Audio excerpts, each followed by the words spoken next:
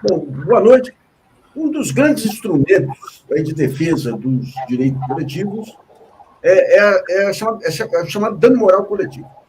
É quando instituições, empresas, cometem crimes contra determinados setores e daí são condenados a pagar um dano moral coletivo.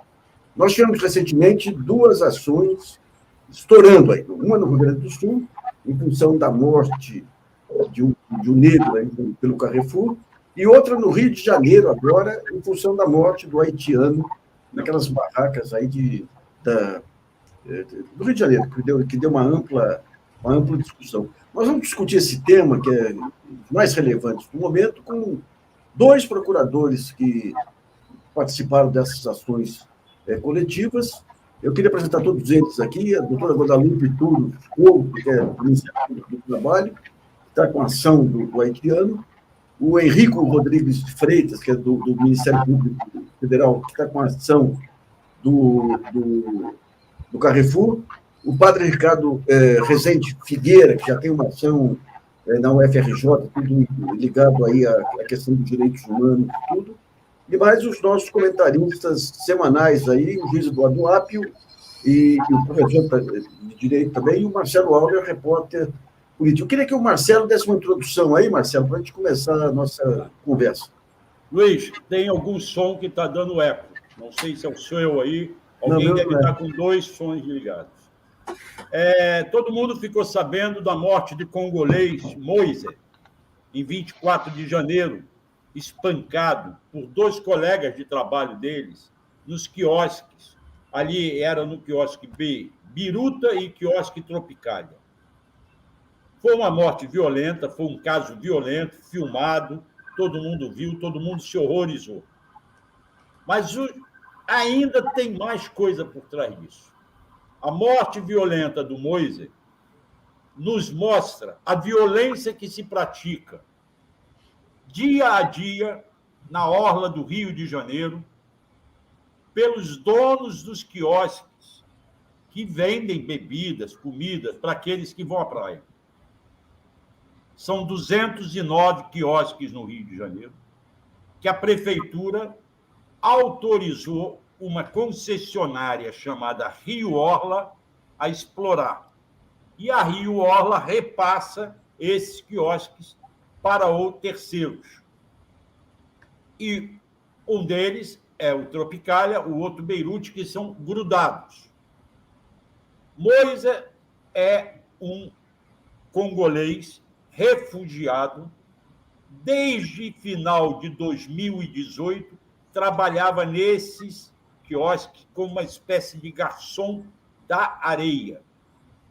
Eles têm um nome, se eu não me engano, é cardapiche, depois eu vejo o nome, que é de levar o cardápio do quiosque até os banhistas para oferecer a comida ou a bebida.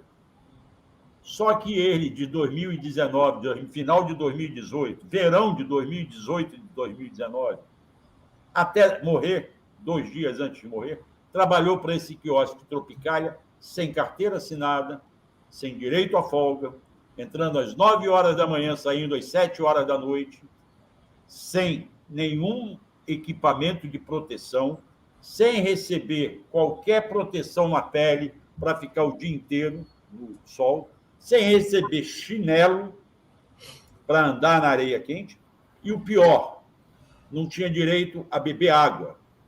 A água que eles bebiam era retirada do chuveiro da praia. Eles não tinham comida e não podiam usar o banheiro do quiosque. Isto é só o retrato do que acontece numa cidade metropolitana como o Rio de Janeiro e que nós, moradores dela, que vamos à praia, que comemos nesses quiosques, nunca sabemos o que está acontecendo. A professora, a doutora Guadalupe, procuradora do Ministério Público do Trabalho, com mais 4 colegas dela, investigaram o caso pelo foco do Ministério Público do Trabalho, pelas relações trabalhistas. E acaba de entrar com uma ação, essa ação, nesta investigação, o padre Ricardo, que foi professor doutora Guadalupe acompanhou para e passo, ouviu os depoimentos, serviu ali como uma espécie de testemunha e de ajudante na investigação. E ela, além de responsabilizar os donos do quiosque pelos direitos trabalhistas, eles entenderam que tem que cobrar danos morais sofrido pelo Moiser, que vai, então, para a família dele, mas também dano moral coletivo, envolvendo a prefeitura e envolvendo a concessionária Rio Orla, que não fiscalizaram o trabalho dos quiosques. No total, a ação pede 17,2 milhões de reais. Quem acha que é muito, aí vamos ao doutor Henrico, que lá no Rio Grande do Sul conseguiu o dano moral coletivo do Carrefour de 115 milhões de reais. Bom, boa, Marcelo. Deixa eu passar a palavra, então, à doutora Guadalupe para explicar, então, essa ação, e aí as possibilidades de êxito e como que é repartido, digamos, esse recurso do dano moral coletivo. Boa tarde a todos. É um prazer estar aqui. Estão me ouvindo? Estamos. Antes de falar sobre a ação propriamente dita, eu gostaria de fazer algumas correções pontuais. Com relação à água, Marcelo, eles tinham acesso à água, mas era água torneiral, água não potável e não era água fresca. Então, era colocado lá à disposição. Então, a água eles tinham, era da torneira, não era do chuveiro.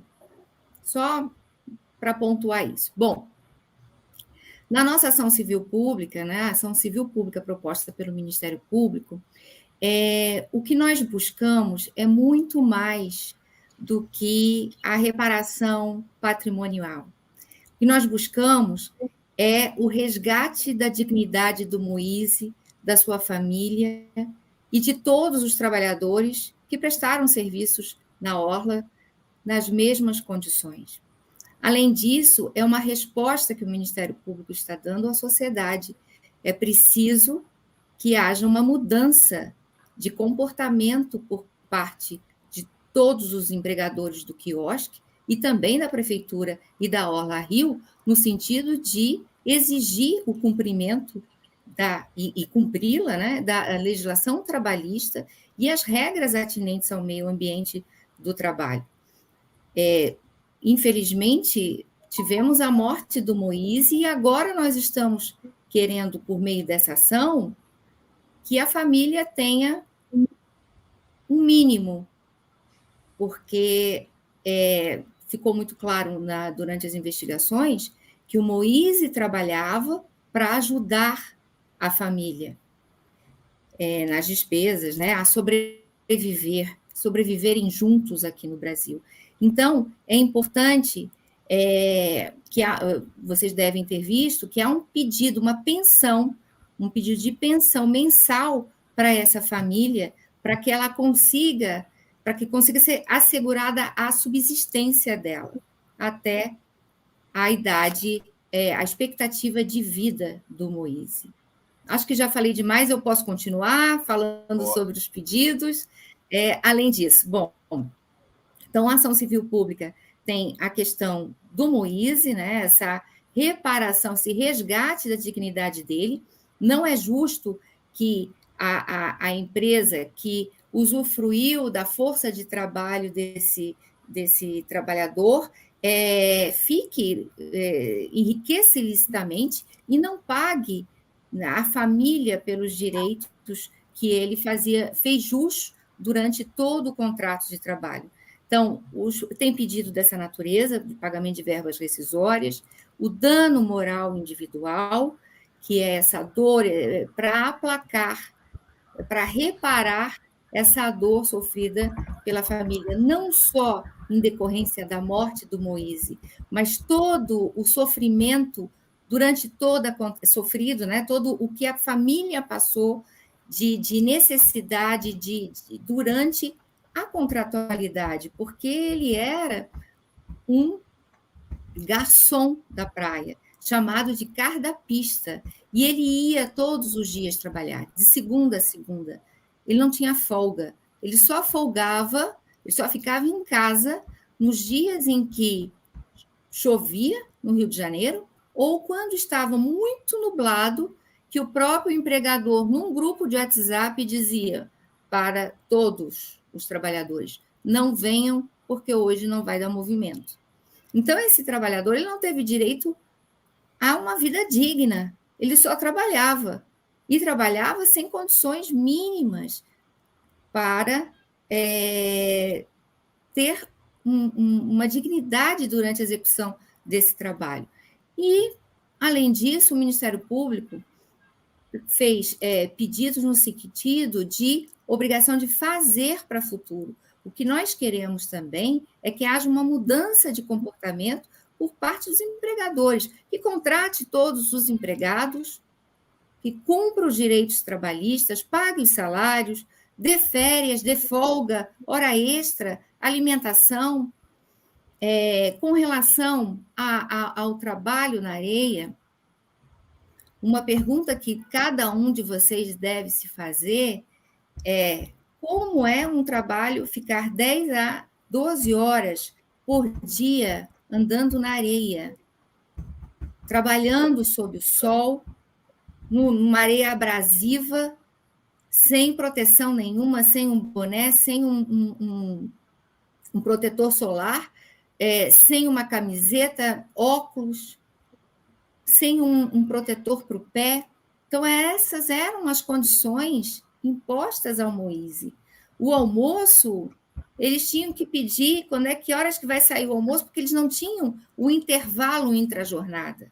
Porque se a eles fosse concedido o intervalo intra-jornada para que eles pudessem almoçar, mas isso não era concedido. Então, eles tinham que esperar a comida que, às vezes, não era servida, porque não dava tempo do quiosque preparar essa comida especial para os trabalhadores. Especial porque era composta de arroz, uns pedacinhos de nugget ou de frango e, às vezes, um peixinho. Era só para aplacar aquela fome absurda que eles sentiam. Teve uma testemunha que trabalhou no quiosque e falou: tinha hora que eu comia a sobra do cliente, a batata que sobrava do prato servido. Então, são essas condições que são ofertadas pelo quiosques, né? Os 2 quiosques, Biruta e Tropicália, mas que também não são diferentes dos demais quiosques. Nós tivemos notícia, por exemplo, que no quiosque Carioca, o trabalhador não tem acesso ao banheiro.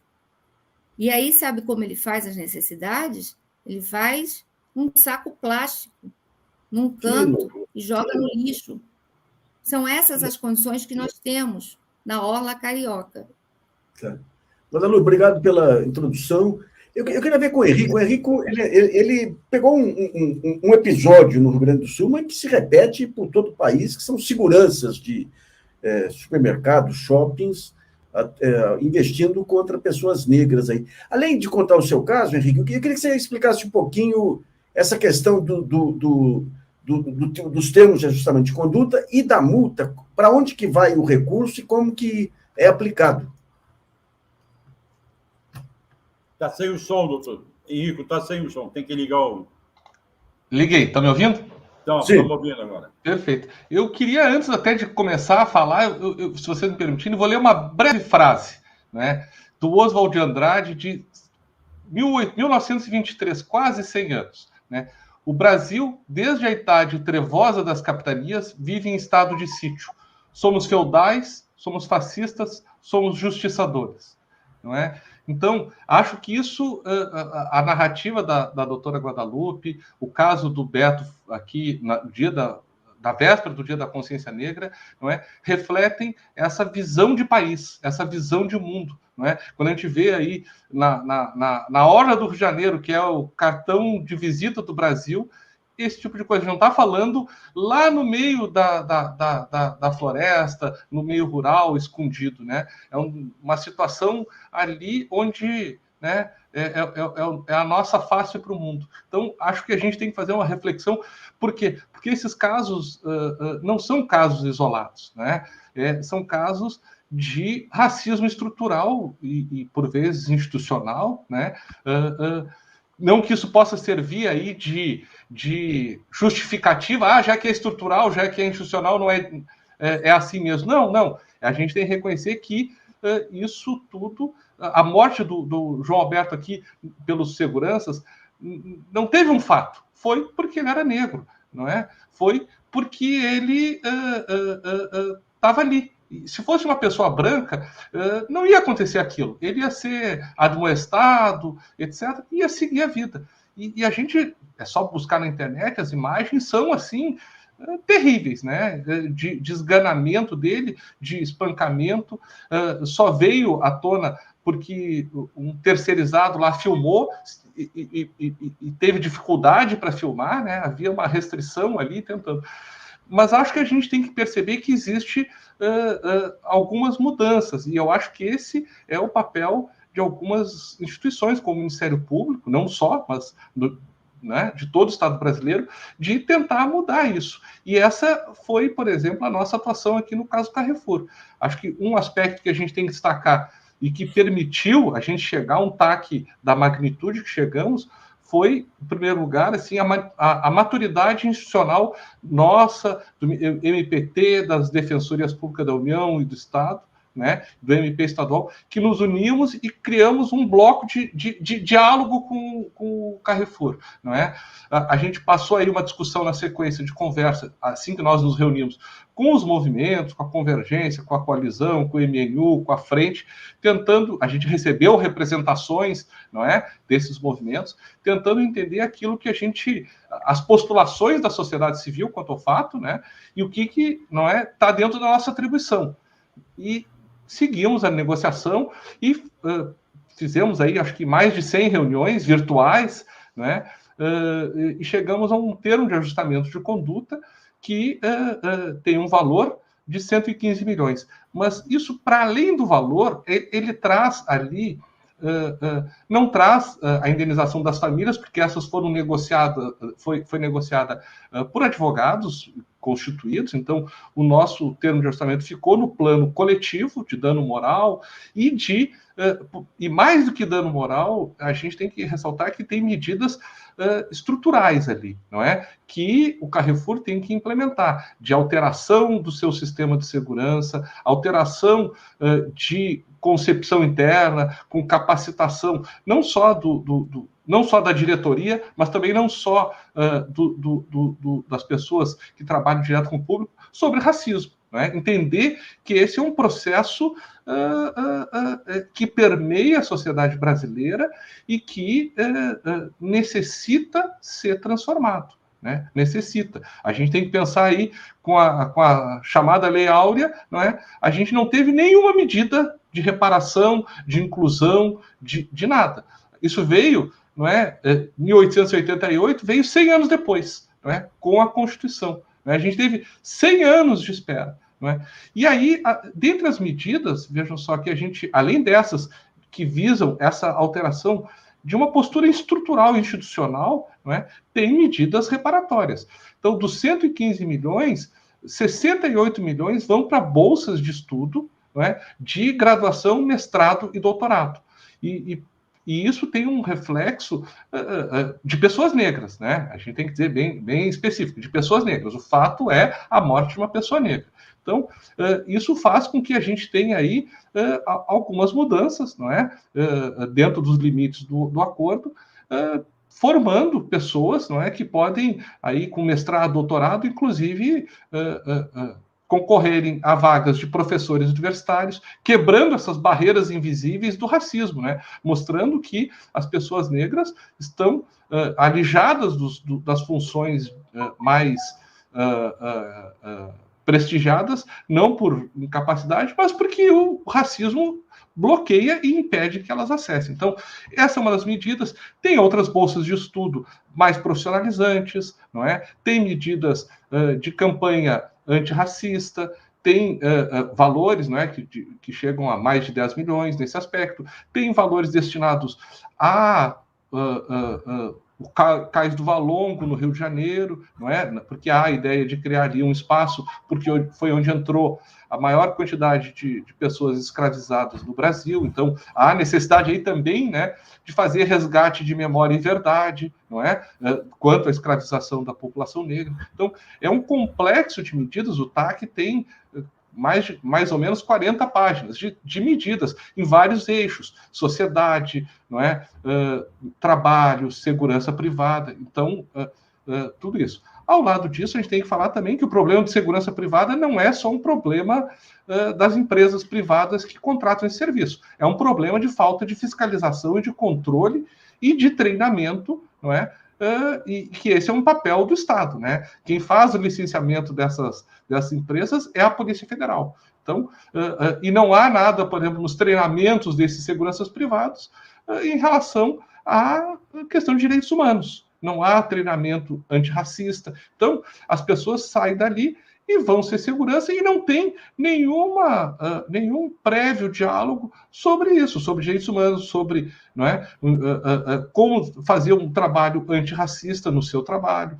E isso tudo não é controlado. O controle da Polícia Federal é absolutamente formal, registral, fazem lá uma fiscalização por ano. A única previsão, e aí acho que a gente tem que compreender também como isso permeia até as normativas. A única normativa da Polícia Federal hoje sobre segurança privada que implica em treinamento de direitos humanos é quando se trata de segurança privada que vão atuar em grandes eventos. Bom, mas aí a gente tem aquela ideia dos eventos, né? Mas no dia a dia não tem. Então, isso tudo permeia uma necessidade da gente perceber que o racismo estrutural e institucional, né, está por toda parte, está em toda a sociedade brasileira e que a gente tem que, com muita veemência, atuar para alterar, né, enfrentar e desconstruir isso, não é, para que tenhamos uma sociedade efetivamente mais igual, né?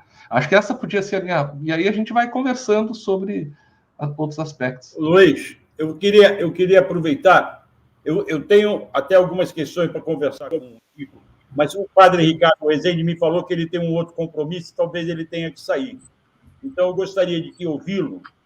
Ricardo, e eu lhe questiono o seguinte, você tendo acompanhado toda essa investigação com a doutora Guadalupe, o que lhe impressionou diante de tudo que você já conhece de trabalho escravo, de trabalho, principalmente quando você morava no Pará e tinha lá aquelas fazendas e aquela escravização dos peões lá. Qual a sua impressão, o que lhe chocou nesse caso aqui do Rio de Janeiro? Então, o Marcelo, Guadalupe, Henrico, Eduardo, Luiz, muito obrigado. Acerta um pouquinho melhor sua câmera que você está desenquadrado. Aí, agora foi demais. Aí. Acertou. Obrigado. Então, bom, obrigado pelo convite. Eu acho que, mais do que surpreendeu, confirmou algumas coisas, né? Esse caso, né? Porque eu estou acostumado com outros casos também extremamente violentos, de assassinatos também. Então, é claro que o fato de ser no Rio de Janeiro, né, o centro da mídia, das comunicações, né, da cultura, é claro que isso, num bairro chique, elegante, né, então tudo isso tem os seus aspectos que chamam muita atenção. Mas confirma o seguinte, o escravo é sempre o outro, né? Ele pode ser pela cor da pele, pela nacionalidade, né? Pela pobreza, por diversas razões. Aqui acumulou diversas alteridades. Ele era africano, era congolês, era preto, né? Era pobre. Então, um conjunto de fatores propiciaram isso. E era de um grupo, tem o Claude Merchon, um estudioso francês, que diz que o escravo é sempre o estrangeiro, né?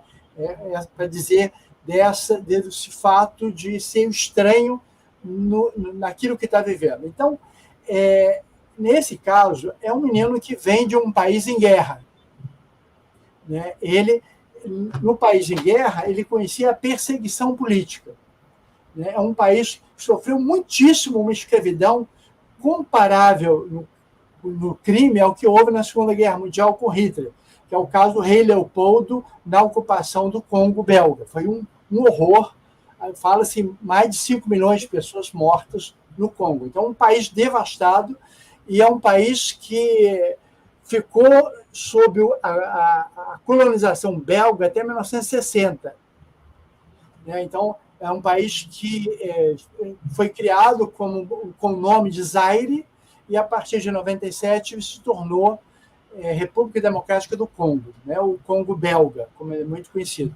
É um país grande, tem 80 milhões de habitantes, e uma porcentagem, alguns falam até em 90%, em desemprego. Então, grande desemprego e guerra civil, né? A gente não se emociona muito porque é África, porque é preto, né? Não é ucraniano, não é loiro, não tem olhos azuis, não está na Europa. Então, a gente talvez se comova menos em função de tais fatos. Mas é uma população que vive uma tragédia enorme. E aí, da capital de Kinshasa, vieram muitas pessoas.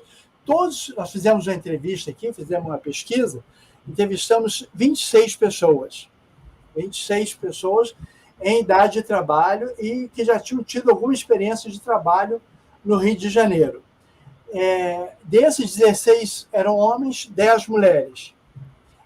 Entrevistamos menos mulheres porque elas eram autônomas, elas não conseguiam um emprego, então elas começaram a cortar cabelo. Então, a grande maioria das mulheres congolesas no Rio trabalham como autônomas. Mas os homens conseguiram trabalho. Mas conseguiram trabalho por quê? Porque no imaginário brasileiro, africano é mais forte, pode se submeter a qualquer circunstância. Então, eles foram trabalhar em atividades extremamente pesadas, degradantes, complexas. Muitas atividades foram noturnas, né, em supermercado ou frigorífico, foram trabalhar à noite. E foram extremamente desrespeitados, né, e humilhados, né? Então, por exemplo, nós, quando a gente vê assim, o asiático, acho que todo mundo é igual. Não são iguais. Quando a gente vê o africano, a gente pode imaginar que é tudo igual, mas não é igual, né? Então, chamavam, por exemplo, o Moise de angolano. Ele não gostava disso, né? Ele não era angolano. Ou chamavam outros angolanos de gente que veio da Biafra. Também não gostavam disso. Se sentiam desrespeitados. Então, assim, há uma desqualificação porque são pretos. E isso é difícil. Para compreender isso, eu tive que ir na África, eu tive que ir no Congo. E no Congo, eu fiquei lá uma semana, só vi 4 ou 5 pessoas brancas. Em Angola, eu vi mistura, gente mesclada, né? Portugal, quando colonizou Angola, também houve um intercurso sexual, etc. Então, tem gente de diversas cores, né? De diversas tonalidades. Mas no Congo, não. Parece que o belga ele não teve filho com congolês. Então, é uma população preta. Eles não conhecem o racismo, eles não sabem o que é racismo. Vão aprender o que é racismo no Rio de Janeiro, no Brasil. Aí eles vão saber algo que eles desconhecem. O que eles têm? Qual é o problema deles? Eles têm problema de etnia. Uma etnia não casa com outra etnia, uma etnia compete com outra etnia, cada etnia tem sua língua, né? Então, mas aqui não. Aqui é a história da etnia cede lugar para 2 fatores. Um, eles são africanos. Segundo, eles têm a cor preta. A identidade deles é a origem africana e a cor. E eles, então, um deles dizia numa entrevista para nós somos os negros dos negros, ou somos os pretos dos pretos. Isso é, nós somos muitas vezes discriminados aqui no Brasil. O caso do Moise é uma tragédia enorme, né? Trabalhava em situação degradante, eu estava acompanhando a doutora Guadalupe, e eu vi o depoimento, né? A gente ficava, né, doutora? Que degradância de relações humanas, como trata alguém assim, né? Não reconhece no outro a humanidade do outro, né? Aquele que não é igual a mim por causa da cor ou por outra razão, que é menor do que eu, pode ser submetido a qualquer circunstância. Então, era uma falta de compromisso. E concordo com a doutora Guadalupe, com os demais que assinaram a ação, que não é só um problema de um indivíduo, não é só um problema do dono do quiosque, não é só um problema daqueles que mataram o Moise.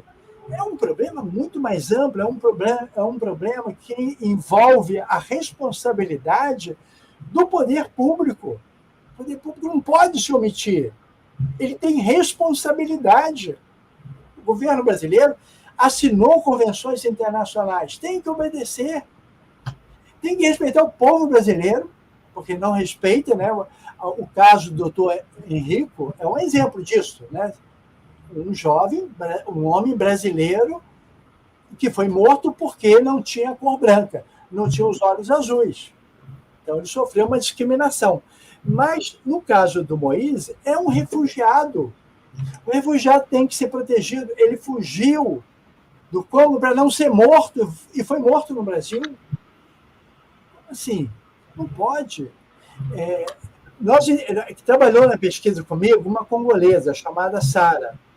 E outro dia a gente teve uma conversa também por live, né, doutora Guadalupe, né? A gente teve uma conversa com ela e com a doutora Miller, Daniela Miller. E Cristiane de Balqueiro.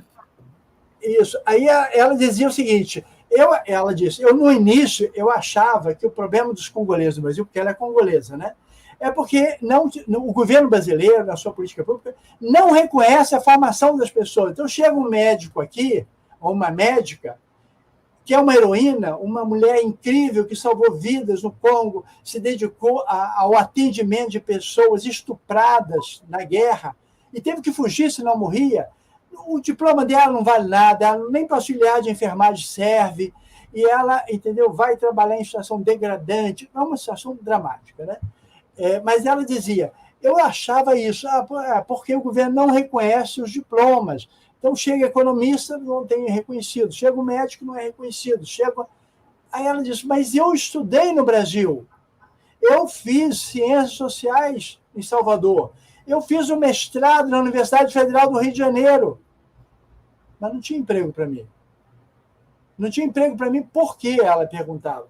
Ela, olha a cor da minha pele. Olha a minha origem, eu sou africana. Então, isso, eu acho que tem um problema de política pública, que é absolutamente necessária ser enfrentada, e na política pública, né, de punição, então aí tem um exemplo dessa medida, dessa ação civil, que é fundamental, ela é exemplar, como a ação civil do Dr. Henrico, né, extremamente importante. Nesse ponto, o Ministério Público do Trabalho tem exercido um papel fundamental no combate ao trabalho escravo, como também os auditores fiscais, né, nas suas operações de fiscalização, em geral acompanhados pelo Ministério Público do Trabalho, mas esse conjunto de medidas é fundamental. Mas também educativo, né? Nós temos que pensar em ações educativas e ações de reintegração no mundo e no universo do trabalho, do estudo de pessoas de todas as cores, né? O Núcleo de Estudos Políticas Públicas em Direitos Humanos, a sua posse, lá na Universidade Federal do Rio de Janeiro, abre vagas para pretos, para transexuais, né, para indígenas, está atento a isso, pessoas que precisam... Ricardo? Sim, pois não. Não, deixa eu só pontuar, já que você tem que falar na questão da cultural. E aí eu pergunto para os três, né, para você, para o Henrico, para a Guadalupe. Como forçar, por exemplo, nesse caso do Rio, a Prefeitura do Rio assumir o seu papel de educação dentro das escolas, de educação, de cultura, de mudar a cultura carioca com relação não apenas ao negro, mas principalmente também ao migrante, que hoje é duplamente, ainda mais se for migrante africano, é duplamente vítima do racismo.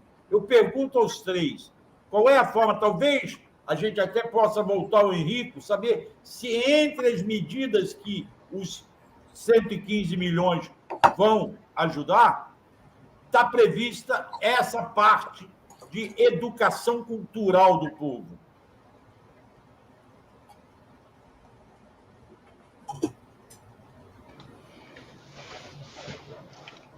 Veja só, Marcelo, a gente tem no nosso TAC ali essas previsões muito ligadas à educação, né? Bolsas de estudo, não é? Para que a gente consiga fazer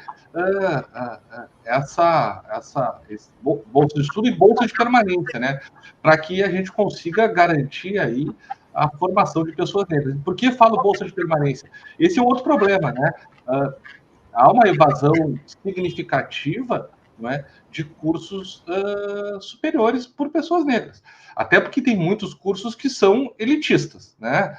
A pessoa não pode trabalhar. Um curso de medicina tem aula de manhã, de tarde. Quer dizer, uma pessoa que consegue ingressar por uma politicação afirmativa, ela precisa também comer, vestir, morar. Então, a gente tem que ter política pública para isso. A gente tem aí, no plano da educação, que é a tua pergunta mais específica, leis. Nós temos leis que tratam da necessidade de implantação, não é, multidisciplinar nos currículos de todo o percurso educacional brasileiro, a questão, não é, de enfrentamento ao racismo e de história das matrizes afro e indígena na formação do Brasil. Só que essa lei, né, ela é, assim como aquela lei lá que proibia o tráfico de escravizados, em 1800 e poucos, é uma lei para inglês ver, né? Ela não está implementada efetivamente no Brasil. E há uma resistência muito grande, muito grande. A gente vê aí quando... e esse é um nó da questão, não é? Do racismo, quando a gente vê aí, por exemplo, muitas discussões sobre inserir nos debates escolares questões de racismo, de história afro-indígena e, por exemplo, de questões de gênero e sexualidade. É tão terrível que alguns municípios tentaram aí proibir essas discussões, não é? Violando aí a liberdade de expressão, né, de cátedra e de ensino, e o Supremo teve aí que decidir que as escolas são espaços, né, de liberdade e que lá se deve discutir todas essas questões. E isso tem a ver com racismo. O Supremo definiu que a LGBTQ-fobia é racismo também, não é? Até porque o racismo é um conceito social, não existe, não é, base nenhuma. Então, esse é um dos nós do enfrentamento, mas não só, né? A gente tem que ter política pública para fora do campo acadêmico, né? A gente tem que ter política, há políticas, né? Há vagas reservadas em concurso público, mas ainda são muito incipientes e muito limitadas. A gente vê que algumas delas não chegam a fazer essa inclusão também, né?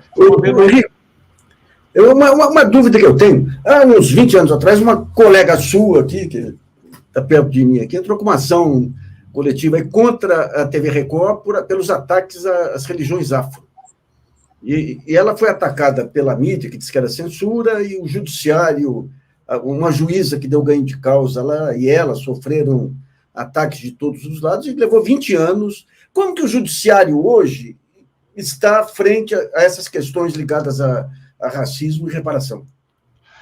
Eu acho que mudou razoavelmente, mas não plenamente. A gente vê ainda decisões que são dadas aí, não é? Algumas mais aberrantes, falando de, que o suspeito, por ser negro, ele devia fazer parte da organização criminosa. Mas a gente vê, obviamente, isso não dito, né? Esses não ditos nas decisões judiciais. Mas nessas ações mais emblemáticas, a gente vê uma percepção diferente, né? A gente tem uma condenação em São Paulo por falas misóginas de agentes públicos que chegou a 10 milhões de reais. Eu tenho também ações aqui no Rio Grande do Sul, ações civis públicas, contra um apresentador que fez falas absolutamente LGBTQ-fóbicas, né? Então, a gente tem que compreender que isso é necessário. A discussão vem sempre essa de liberdade de expressão, liberdade jornalística, mas isso não está dentro dos parâmetros internacionais e nacionais de lei, não é? A liberdade de expressão não permite o discurso de ódio, o discurso de preconceito, o discurso racista, né? Então, há uma limitação. E há então, assim, o judiciário, acho que tem acompanhado, né, de certa forma, mas tem que ser mais efetivo. Se a gente pensar que o nosso TAC chegou a 115 milhões, se for ver as condenações não falo nem de primeira instância, falo de STJ, a gente ia ter qual condenação no STJ em termos de valor? Não chegaria nem próximo disso. Então, o judiciário tem que compreender que isso é um assunto sério, extremamente sério, que afeta mais da metade da população brasileira e que tem que ser resolvido também, não só, mas também por condenações. Não é? Então, embora esteja mais sensível, ainda a gente tem que ter esse papel punitivo também e exemplar, não é? E a gente só consegue isso com condenações grandes. Daí eu pego a pergunta do Marcelo aí para a doutora Guadalupe. Como forçar a prefeitura e o governo do Estado a assumir essas ações positivas, doutor? Está desligado o microfone, doutora Guadalupe. Está desligado o seu microfone. Desculpa. Essa ação é um exemplo, Luiz, porque a partir do momento que o Ministério Público ingressa com uma ação civil pública com esse caráter reparatório, educativo e preventivo, o município vai ter que responder. E é isso que nós queremos, que tanto o município quanto a Orla Rio e os empregadores tenham uma mudança de comportamento. Então, assim, em termos de conscientização dos direitos trabalhistas na Orla, com relação ao não racismo, tudo isso tem que ser trabalhado. Nós instauramos, no âmbito da Procuradoria Regional do Trabalho, um procedimento promocional com outros colegas, é um grupo de colegas, para justamente trabalhar essa questão agora junto ao município e à Orla Rio.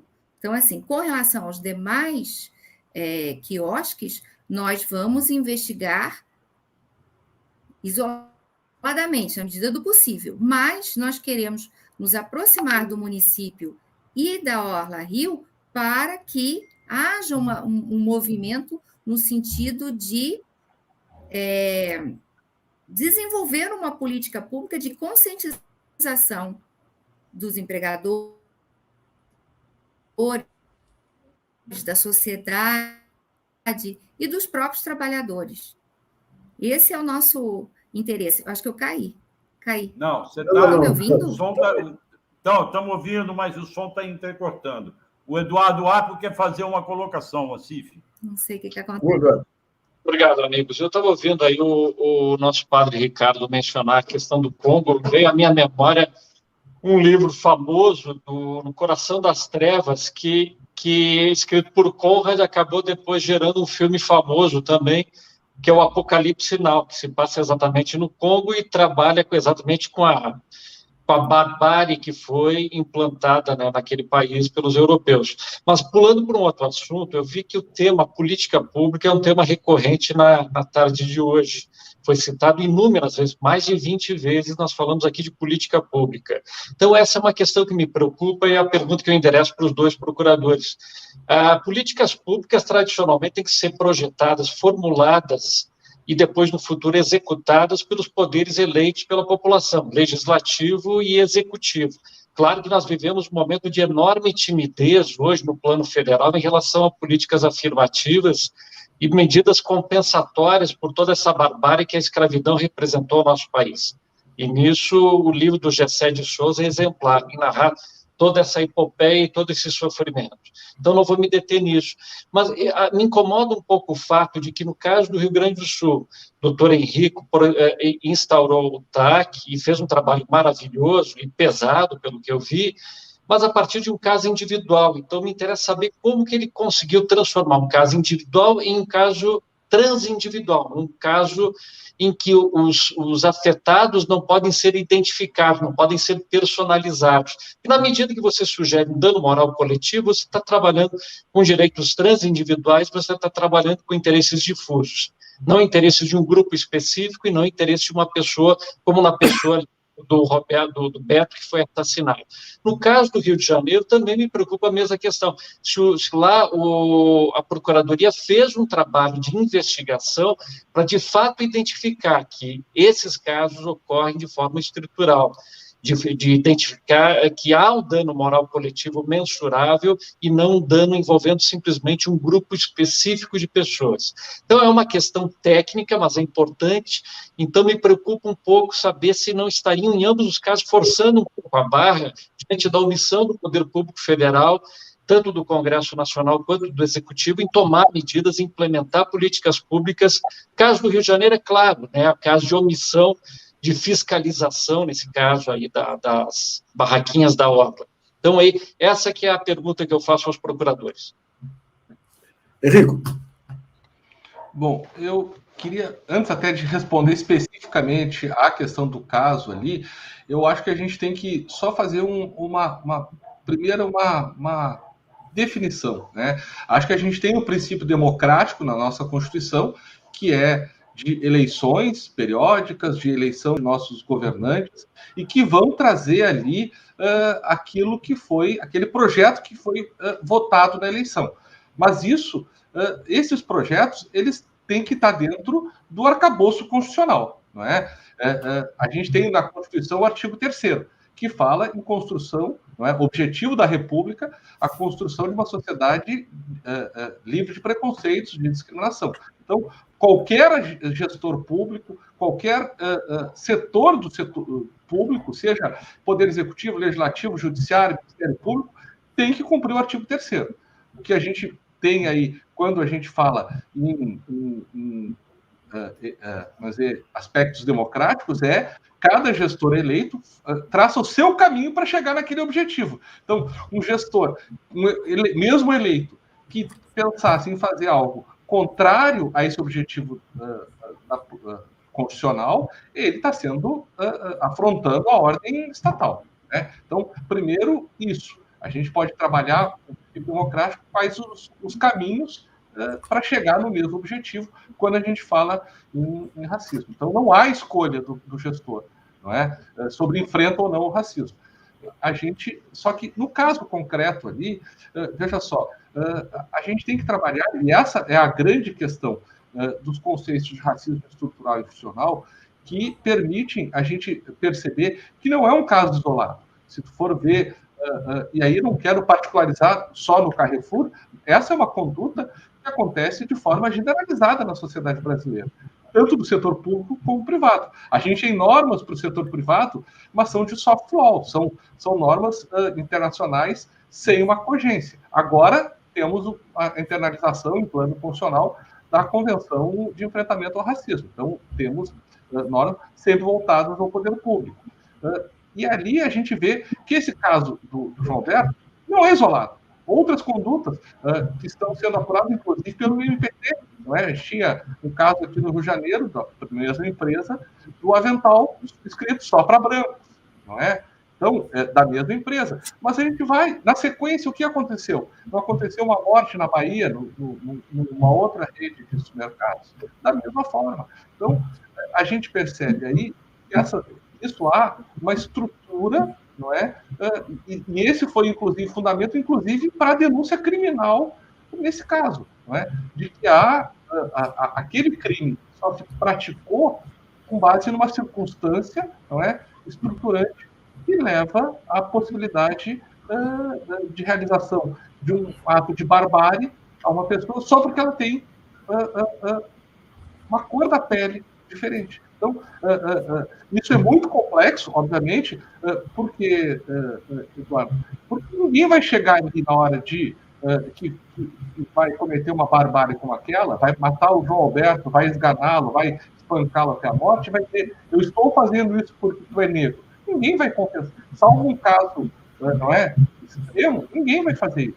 A pessoa vai ali e acha, não é, que é permitido isso, que aos corpos negros é permitido isso. E a gente vê aí, não é, e por que isso? Porque a gente vê como o racismo, não é, permite isso. Porque qual é o objetivo do racismo?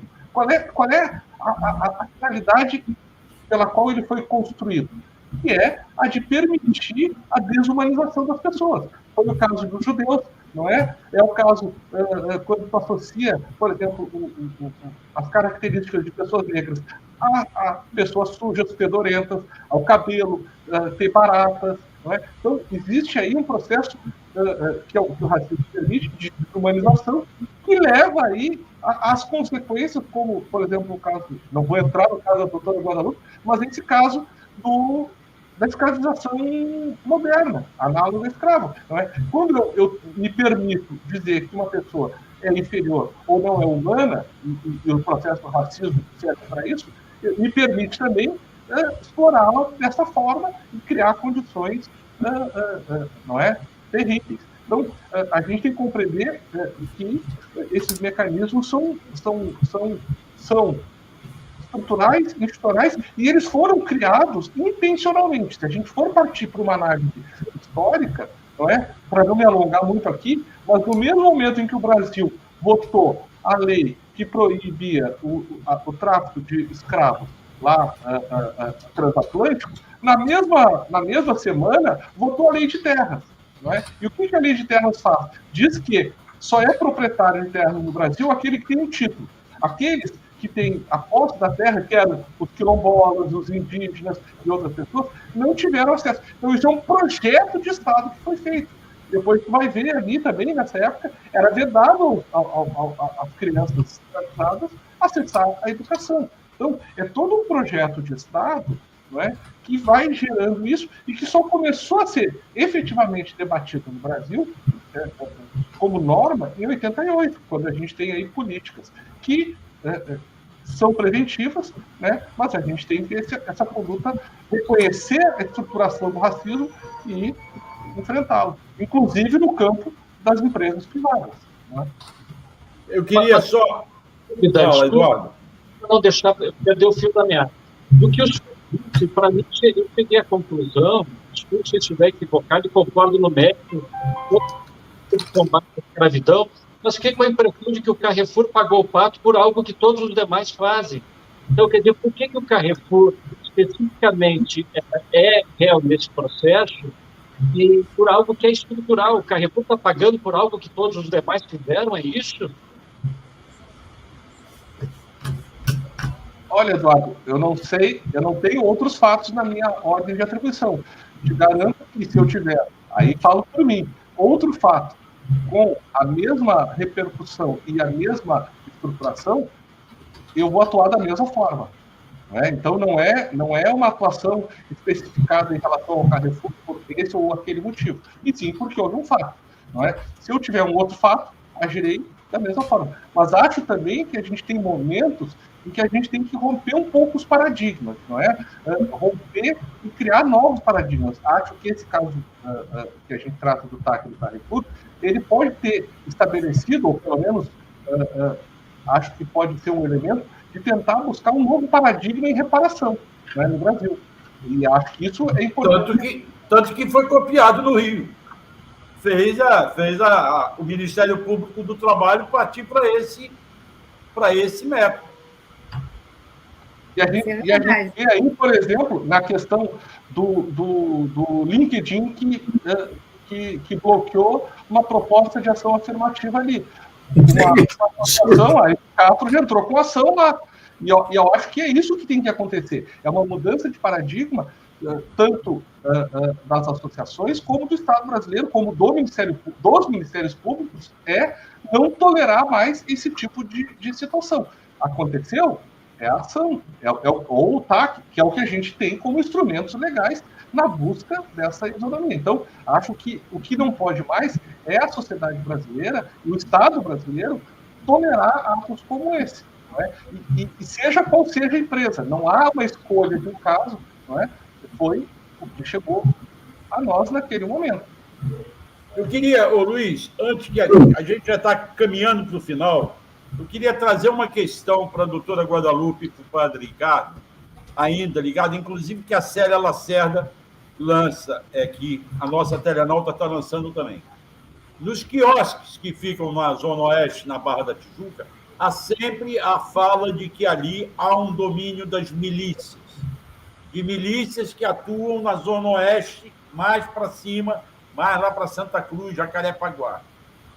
Houve alguma descoberta, alguma informação nessas suas apurações que mostrasse a penetração, que a milícia já está também dominando os quiosques na orla marítima?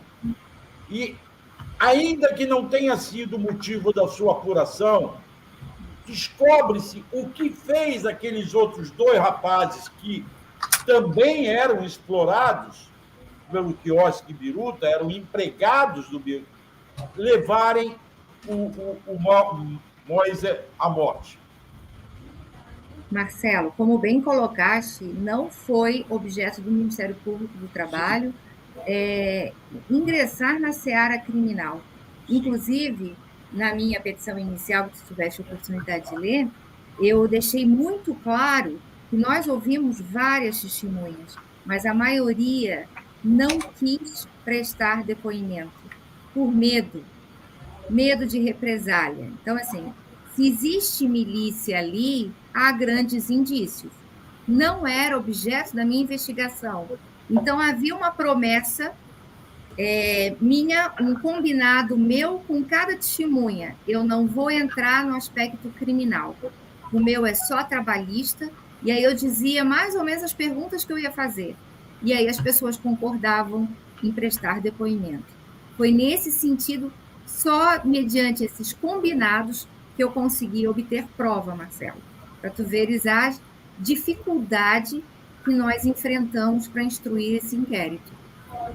Perfeito. Qual foi a outra pergunta? Não, se a causa, o que levou 2 trabalhadores tão explorados quanto Moisés a agredi-lo a ponto de matar. Isso. Então, assim, o que as testemunhas falaram? Que, muito embora os quiosques sejam juntos ali, havia uma linha imaginária na praia para atendimento dos clientes, tá? Então, assim, quando... isso foi uma carda-pista que falou. Quando, por um acaso, ela passava um pouquinho daquela linha dela de atendimento, o pessoal do Biruta reclamava. Então, assim, sempre houve uma disputa ali de espaço por cliente. Ok. O Moise, tanto no quiosque Tropicália, onde ele trabalhou a maior parte do tempo, quanto no Biruta, que trabalhou por 2 dias, né, os 2 últimos dias da vida dele, ele vendeu muito. O Moise era uma pessoa, segundo as testemunhas, muito descontraída, e ele era considerado o mágico da praia, porque ele cooptava os clientes fazendo brincadeiras de mágica, assim, de carta e tal. Então, assim, ele vendia bastante graças à simpatia, à presteza dele. E isso gerava concorrência. Uma concorrência, uma ciumeira. Então, as pessoas que eu ouvi disseram, provavelmente, essa raiva absurda, né? Tem, claro, eu concordo, tem um racismo, tem xenofobia, mas houve também um pouco de raiva, de ciumeira, pelo sucesso do Moise nas vendas, nas comissões recebidas, né, que ele recebia os 10%, então ele ganhava mais que os demais. E provavelmente foi isso. Perfeito. Maravilha. Bom, estamos chegando ao final aqui. Esse é um problema sério aí, que é entre os oprimidos, a opressão entre os oprimidos também. Ou seja, o padrão de cima acaba se refletindo no padrão de baixo também. Esse é um ponto enrolado. Eduardo? Só deixa eu falar, Luiz, porque, inclusive, o empregador estabelecia metas de vendas. Então, a partir dessa imposição de metas de vamos lá, vamos fazer, tem que ser tanto, há uma concorrência entre os próprios colegas. Isso E olha, eu posso estar enganado, mas esse empregador, na verdade, é um cidadão classe média, não é nenhum grande empresário. Você não está lidando ali, esses donos de quiosque, a senhora me corrija se eu estiver enganado, não é nenhum grande empresário de rede de restaurantes, de um restaurante. São classe média também sobrevivendo no dia a dia, é isso? Sim, concordo. Só que ali o principal responsável para nós é Orla, Rio e esse sim, esse é um mega empresário. A cadeia produtiva, né? Se assim pensarmos. Quem mais que se beneficiou dessa mão de obra precarizada e escravizada? Quem mais? A Orla, Rio e o município.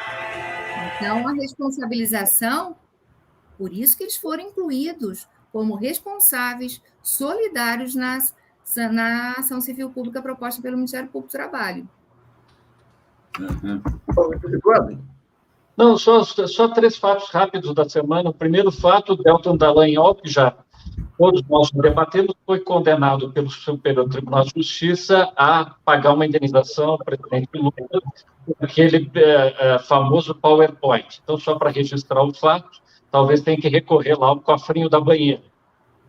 O segundo fato da semana, o Supremo Tribunal Federal, na pessoa da ministra Carmen, determinou a instauração ou aceitou pedido do procurador-geral Aras para a instauração de inquérito policial para investigar o ministro da Educação na questão dos pastores ou do gabinete paralelo do Ministério da Educação. Investigar a questão do quilo de ouro, a questão das Bíblias, enfim. E o terceiro fato da semana, o Ministério Público Federal, que vem com todo vigor, talvez seja o ponto de inflexão. Nós terminamos o programa da semana passada perguntando, mas afinal de contas, onde está o Ministério Público Federal? Foi tão atuante em governos passados. E o Ministério Público Federal instaurou, então, também um procedimento para investigar no Distrito Federal a questão do ministro da Educação e também a questão da Val do Açaí, que é aquela funcionária que, exemplo do Moisés, trabalhava na praia, mas estava lotada no gabinete na época do então deputado Bolsonaro. Então, quer dizer, o Ministério Público parece que agora está num ponto de inflexão. Acho que dificilmente o procurador-geral Aras vai engavetar essa questão do ministro da Educação. Eduardo, deixa eu só trazer alguns contrapontos aí nesse caso do Deltan. O Deltan, para mim, é o bode expiatório predileto, porque é um sujeito ambicioso, messiânico, argentário, mas ele chegar onde chegou significou a falência de todo o sistema de freios e contrapesos. O corregedor da Procuradoria não funcionou, o Procurador-Geral não funcionou, o TRF-4 não funcionou, ninguém funcionou. Então, qual é o receio que tem? Quando você cria um precedente assim do funcionário que comete ele ser condenado, você cria um precedente que, no limite, pode afetar os procuradores sérios aí. O sujeito por opção política, porque ele foi condenado. Daí você chega um procurador que investe contra o caso da Orla. O caso da Orla. Ele está atuando por opção política, ele é a favor aí dos imigrantes. Então, criou-se um quadro aí que eu acho que a gente deveria pensar melhor, porque toda vez que você tenta criar regras para impedir abusos, quem aplica as regras são juízes e tudo que já tem um perfil enrolado aí, sabe? Eu acho que até valeria depois a gente pensar uma discussão mais ampla sobre isso. Mas eu queria... O procurador Celso Tres essa semana. Celso Tres me ligou exatamente para tratar desse assunto, para dizer que estava preocupado que os bons procuradores, que são a imensa maioria do Ministério Público, nas suas esferas federal, do trabalho ou estadual, acabam pagando o pato por um erro de um menino ganancioso. É isso, é isso. Bom, eu queria agradecer muito a participação da Guadalupe, do Henrico, que representam, digamos, aliás, para mim, a advocacia, o Ministério Público do Trabalho e a área de direitos humanos do Ministério Público são 3 instituições nacionais das mais relevantes. Agradecer ao Eduardo Apio e o Marcelo Auler e aos nossos espectadores também. Voltamos às 20 horas. Um grande abraço a todos e muito obrigado. Grande abraço. Muito obrigado. Prazer em encontrá-los aqui. Todo meu. Pode sair? Tá